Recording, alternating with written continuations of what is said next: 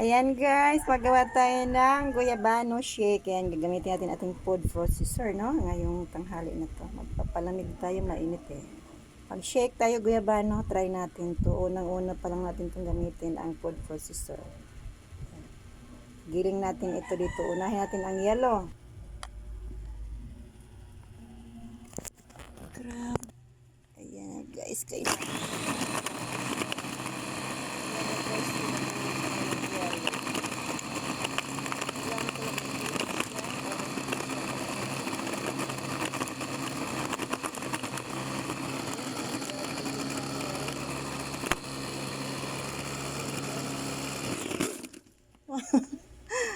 Ayan guys, ilagay ko na ang kinanggalan kong buto na guyabano.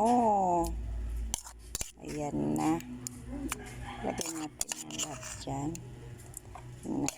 Naman marami to. Ayan.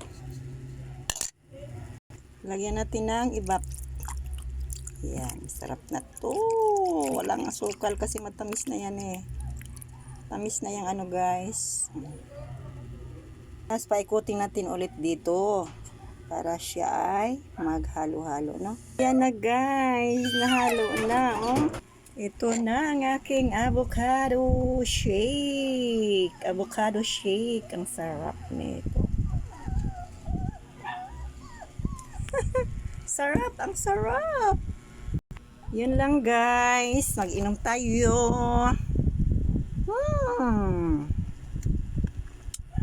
Guyabano shake.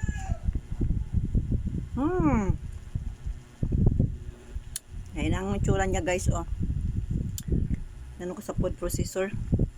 Yan, hinagyan ko ng ibap. Kung gusto nyo kayo magawa, lagyan nyo ng sugar. Pero ako, hindi na. Hindi ko na nilagyan siyang sugar. Tama na yung tamis ng ano ng guyabano mismo. Inom tayo. Sarap. Very healthy. Thank you for watching guys. Dito na lamang tayo. Bye-bye. Salamat sa iyong panonood.